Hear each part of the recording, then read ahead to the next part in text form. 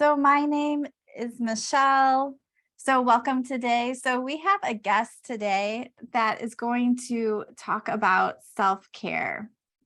So if you have any questions as we go along, just go ahead and put those in the chat and we will answer them. So do you want to go ahead and introduce yourself, Rachel? Sure. Hi, Michele. Hi, everyone. I am Rachel O'Connor. I am the body confidence coach, and I help primarily women who want to lose weight, but don't want to diet. And I help show them how losing weight doesn't have to be hard. And the result of losing weight isn't confidence. Confidence is the way you lose weight. So that's my whole mission in life at the moment. Yeah, I love that. We were talking and we both help people to sort of get healthy and lose weight, but we both approach it a little differently. And I think that's great because different people need different things. And sometimes you need more than one thing. Yeah, exactly. So do you want to tell us about our topic today? Sure. I am happy to talk about how to set up a self-care routine.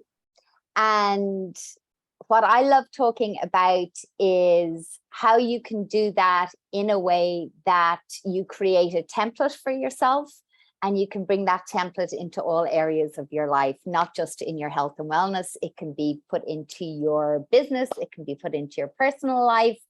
It's really about the formula that I have for success. So the formula is finding, first of all, your desire, and you add that to your commitment. So this is like a math formula. So your desire plus your commitment, and in this case, it's action. If you have that is greater than resistance, then you get success. So resistance is something as well that I work with for myself in my own practice, and it's something that is a barrier to many people to getting what they want in their lives. Yeah, I love that you added resistance in there, because I think a lot of times we don't even realize the resistance that we have. And it's hard to sort of do some things if you don't even realize what's holding you back. Exactly. And resistance comes up in so many ways. It comes up as, it could be tiredness, it could be overwhelm, it could be confusion, it often is fear. And what I love to think about in terms of resistance is that once you realize that you're resisting, and if you're doing something that's part of your commitment to your higher self and your growth and your goals, if resistance is coming up, it's actually a sign that you're on the right path. It's your brain basically saying, hold on, stop, something's going on here. We're not doing the usual. It's strange and I don't want to go there. Yeah, so you're almost saying when you're feeling that resistance, that means you're on a good path. Yeah. Yeah. I'm saying expect resistance. Yeah. It's going to come, so that when you see the resistance, normally we see resistance and we say, oh no, something's gone terribly wrong, because that's what our brain is telling us. But we're actually going to say, no, resistance, it's all good. We're on the right path. Yeah. So when I talk about habits, I always talk about that well-worn path we have in our brain. And that's what we like to do. That's what our brain is wired for. So when we try to do something different and make a new path, that's really hard. So that's that same idea of where that resistance comes from. Yes. And the template that I'm talking about is setting it up so that it's like, for me, it's like the training wheels to work with resistance. So if you set yourself up to do something that you really want to do, so that the desire is really strong and you're tapping into your why you're doing it. Yeah. And then when you shift into the next part of my formula, which is commitment and the action, you set yourself up for success by setting the bar really low. And so one of my coaches, Brooke Castillo, talks about the minimum baseline. So the goal here is not the result that you're looking for. The goal at this stage is to establish the habit. So you have something so small, and I love to think of it as it's so small, it's ridiculous, and it's ridiculous not to do it. And so whatever that is the way you set yourself up for success, that you start building that habit. And even then resistance is probably going to come up, but you have something so small that's your minimum, that you're guaranteeing yourself success, that you can just notice the resistance and step right over it and keep on going. Yeah. And then you sort of build that confidence, like I'm successful, even though this is small, and that confidence and success can sort of work your way up a little bit more. 100%. Yeah. The success is building that trust and confidence in yourself that you're actually going to follow through on something. So it doesn't matter how small it is, it's the fact that you keep on doing it. And typically with my clients, when they start putting this into place in terms of, you know, either exercise they're doing or how they're eating and what they're doing, they I completely lost my train of thought. Yeah. So you're just saying, like when your clients, so let's say it's in the realm of self-care. So if someone is putting this desire commitment, it has to be greater than the resistance, like what would an example of that be? So I'll use my example for myself of something that I've been doing now. I've been doing it for several years, and my commitment is I swim every morning. So my desire to swim, and I picked, that's something that I really love doing. There's no shoulds for me when it comes to swimming.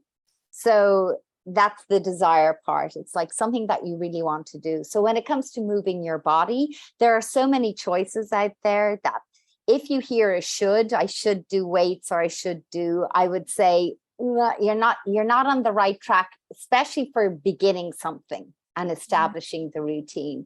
So having the desire be there. So for me, when I started swimming in the bay here, I live in San Francisco, because after COVID, there was a shutdown in the pools, and resistance could have come in there. Well, I've got no other option. I don't know. I can't swim. My desire was strong enough. I found a way. I started swimming in the bay. Then when I started swimming in the bay, we had seals, and they're scary creatures because they're wild, right? You don't know what they're going to do. They're actually very sweet and curious and a little too friendly sometimes. But my first encounter with the seals, there were a few seals in the harbor where I swim, and I was terrified. And myself and my friend who was swimming, they started following us when we got out. But the next day I showed up, I got back in. It was like, so resistance was coming up in the form of fear then, but again, my desire was bigger than that.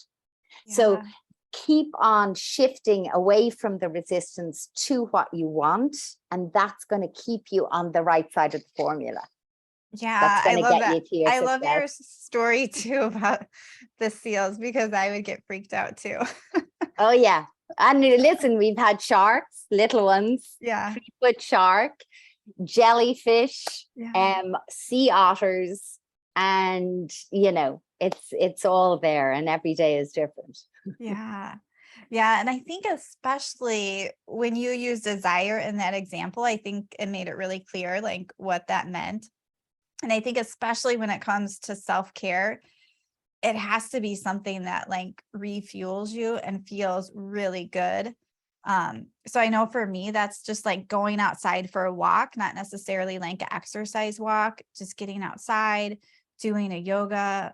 Sometimes I do journaling, but different things that really make me feel better. Sure. And I just remembered what I was saying earlier in terms of the minimum baseline. For many of my clients, they'll set, let's say 15 minutes for moving their body. And they'll find, as we often do, that they want to continue on.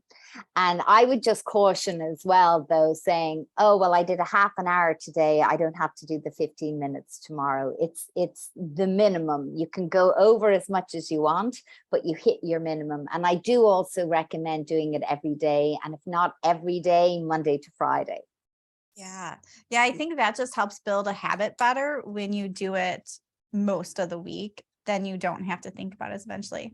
Yeah. So my oldest, she's 15 and we homeschool her. And so I make her do PE every day. I'm like, just pick something to do a half an hour. And she's like, well, on the weekend, we rode our bikes for an hour. So that counts for the next day. I'm like, no, no, it doesn't. So Yes. Yeah.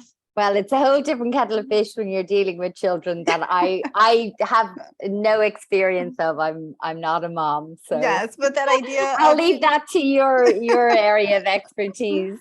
I'm like, for it to count, you need to move every day. But yeah. Yes.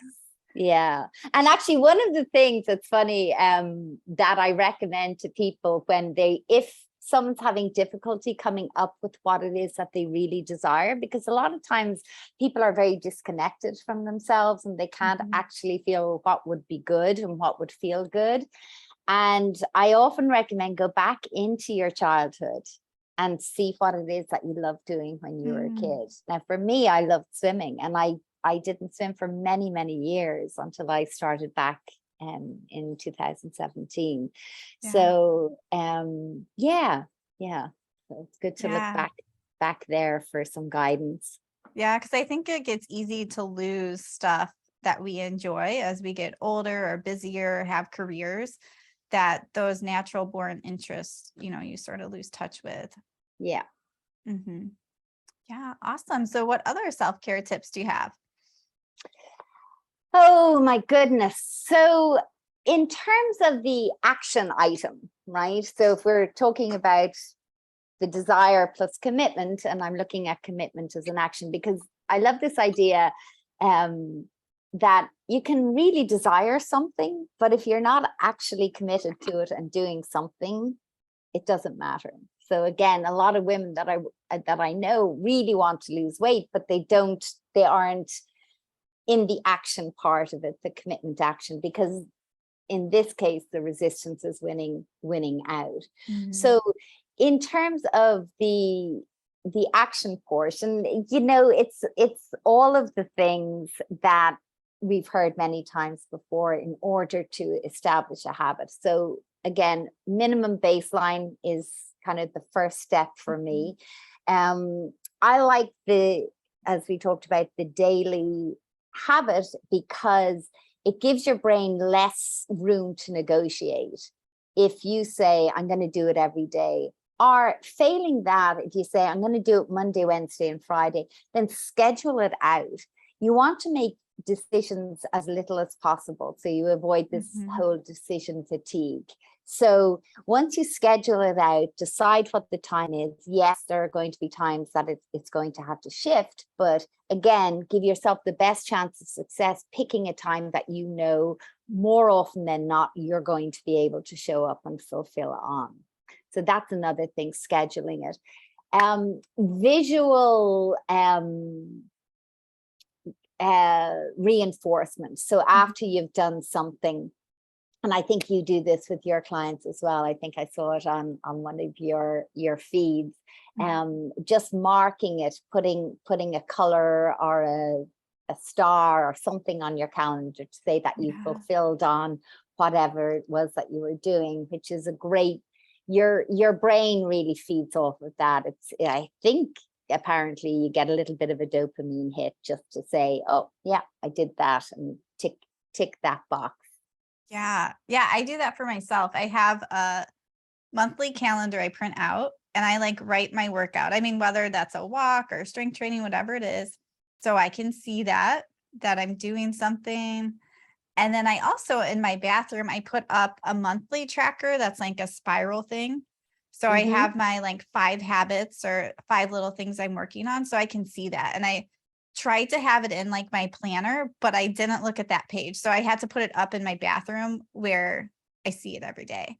And it does feel good to mark it off and oh, you know what? I like haven't been good about this, but I know it's important to me. And then it motivates me to get back on track with what I want. Yeah, yeah. And look, our brains forget, and that's another form of resistance. It's like completely putting it out of your mind. Another thing I do, and I do this myself with a friend, we have a buddy system where we just send each other a thumbs up emoji if we've done what we said we're going to do. And what she's working on is getting up earlier in the morning, and she had a set a time that she wanted to get up. And for me, it was getting back into my meditation routine. I had a daily meditation for years and years, and I fell off, and it's been hard for me to get back on.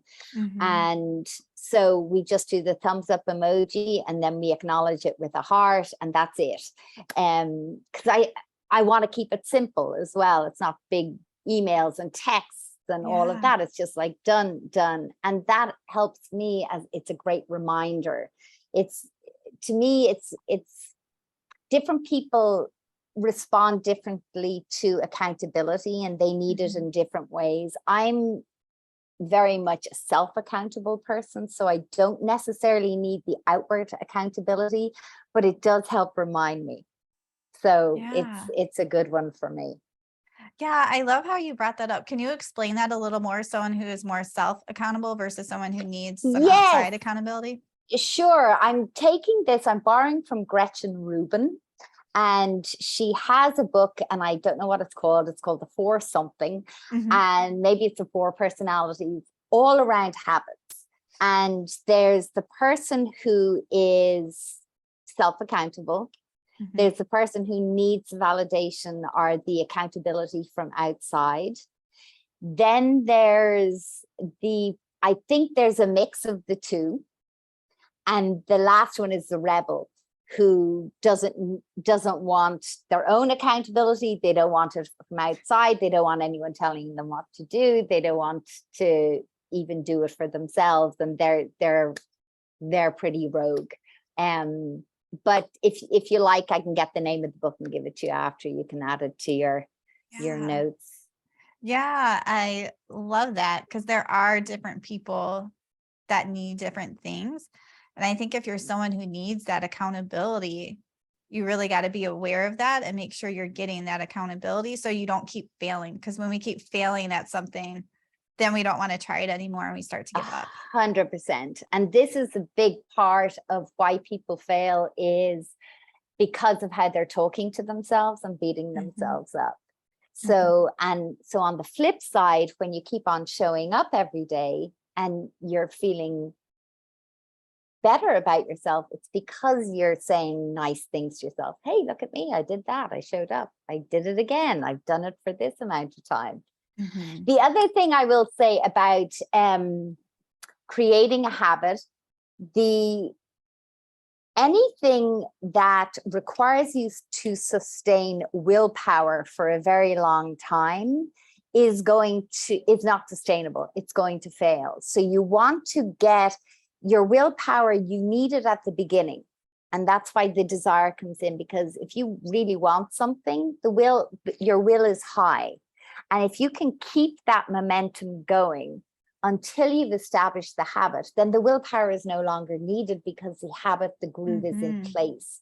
So it's reconditioning. So you already have a habit in place, whether you're aware of it or not, and maybe the habit of not doing something, right? And you're in a habit of giving into resistance. That's a habit. So you're changing that, you're changing your relationship to resistance in this scenario. And then you've got a new relationship with resistance at the end of a certain point. And then the resistance just goes away in this particular instance. Yeah. And actually, I misspoke. The resistance doesn't go away, because when I go swimming and it's cold and the water temperature is freezing and the outdoor air is freezing, I don't want to go into that water, but I actually don't have a conversation with it. Yeah. Right. I know I'm getting in, because I just know I'm getting in. Yeah. I mean, I think that resistance definitely lowers, Yes. it's that hump getting started, building those new pathways in your brain that is really hard to do at first, where you need to sort of overcome that and have things in place. Yes. Yeah. And I also think, when you're trying to do something, I was just talking about this last night on my metabolism webinar, is like your willpower battery. And if you don't charge yourself up with self-care and things that refuel you, you're not going to make good choices. So just how important it is to really like fuel and fill yourself up so that you do have a little more willpower. Yes, yes, because when you're tired and the last thing you want to do is to bring up that energy to do something. Yeah. Yeah.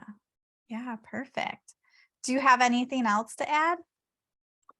I think just around that idea of resistance and the relationship to it, I think in that scenario where said I feel resistance when I go for my swim in the morning, the relationship there is I'm not believing it.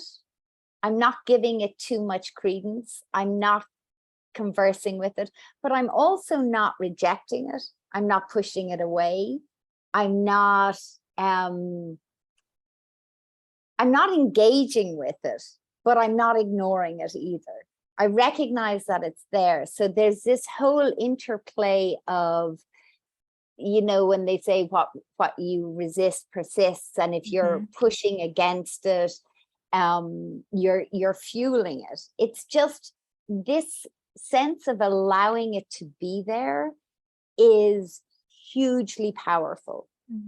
And it feels very empowering when that resistance is there and you watch yourself. For me, I watch myself just walk into the water. And then as soon as I get in, and this part of me for the desire is, I often hear people say, oh, I feel so good after I exercise.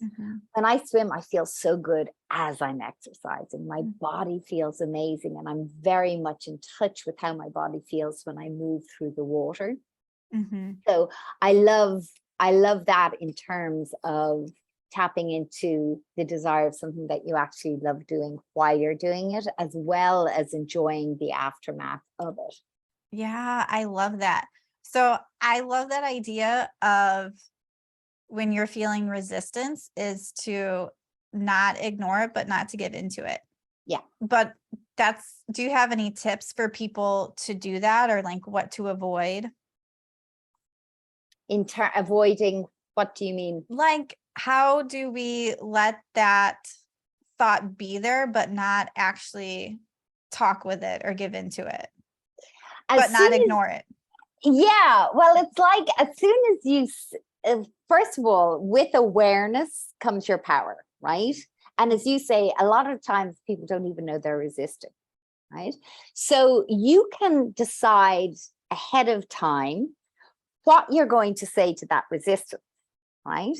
So again, it's like, you don't want to ignore it. You don't want to engage in it. You don't want to argue with it. You don't want to believe it. So I like simply, it's like, oh, there you are. Of course you're there, right? Of course you're coming up, and I'm going to do it anyway. Yeah. Right. And yes, you're there. It's like that Liz Gilbert. Yes, you're there. Come along for the ride, but you're not at the steering wheel. I love her analogy of that. Yeah. So it's like, oh, of course you're there, resistance. And what we said earlier was like, I'm on the right track. I'm doing something new. You're getting scared. You don't want me to do it, or you're getting, you've got your groove and you don't want to put in the energy to change it, but that's okay. I've got this. You're coming, but I'm doing it anyway. So having that kind of relationship with it, to me, it makes all the difference. Like, oh, yeah, there you are. Yeah, I like how you explain that, because I think that could be like a hard balance to find, because I think people are used to either like, people get really used to just ignoring things, and not letting that sort of be there. So yeah, and it's also, it's all about sustainability. So we all know what it feels like to push through resistance. Oh, I'm going through this and I really am, I'm resisting, but I'm going to do it anyway. There's so much energy used up. So the next time you come along to do the thing that you say you're going to do, you feel exhausted because you're going to have to fight through all this resistance. It's like, let go of the fight. There's no fighting needed. The resistance, that's why if you expect it to be there, then you just go through it. Now, there's different levels, right? Depending on what you're doing. And that's why for me, when you set it up in this way for a self-care routine, and you're setting yourself up for success by picking something you really want to do, you're doing the minimum baseline to do it. And the resistance comes up, it's easy enough to overcome because the desire is very high and the commitment level is low, right? And it's still going to come up because you're doing something different. Your brain's going to always offer you some resistance. So you're starting at the, you know, you're a horse jumper, you're going over a small jump, and then the stakes get higher in different areas, but you always have this template to go back to, and you're learning how to deal with resistance. So you're starting small. Yeah.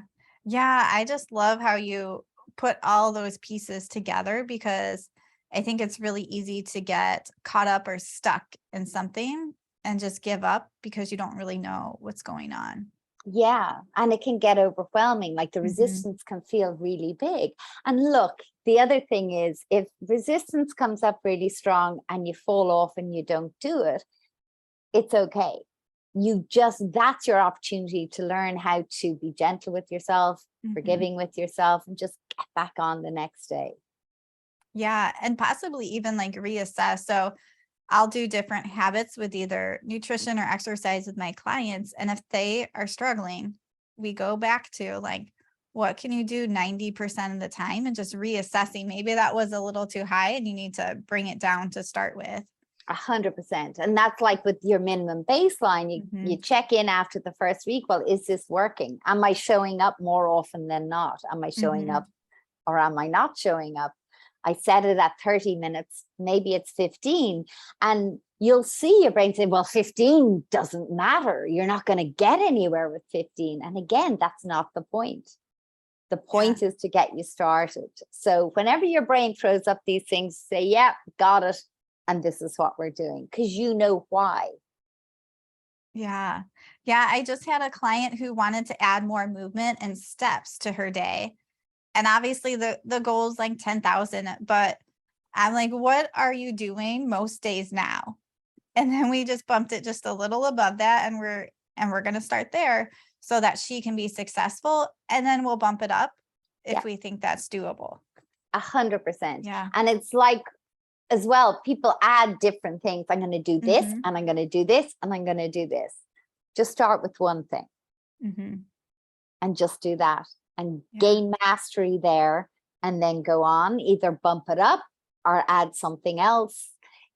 And again, with the minimum baseline, you're going to see, with either yourself, with your clients, I see it all the time, people go over all the time. If they've got the minimum at the right level, they'll always hit it, and they'll inevitably go over it. So that's, yeah, this is great. I love all your tips. Is there anything else you want to add? I think that's it for now. I think Okay. that's pretty good. I could talk more, but Yeah. I won't. So tell us where people can connect with you. I don't know if you have any freebies or any resources or anything. I am actually developing a self-care booklet, which has tips all around this formula that I'm creating, and with ideas of what self-care habits you could introduce. As you're saying, it could be journaling, and I'll be giving prompts as to what you can journal on, and meditation, which is again something that I find as a general self-care, self-love habit to be the queen.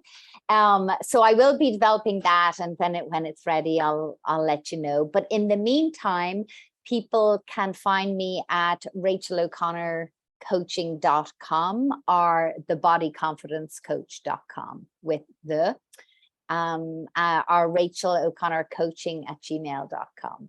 Yeah, perfect. And I know you're on Instagram. I'm on Instagram, Rachel Yeah. O'Connor Coaching, and Facebook. I think I'm just Rachel O'Connor. So yeah. So feel I'd free love to meet. find her and connect for sure. So yeah, if you guys have any questions after this, you can send her a message or email or connect with her. So I thank everybody for joining us today, and I hope everyone has a great day.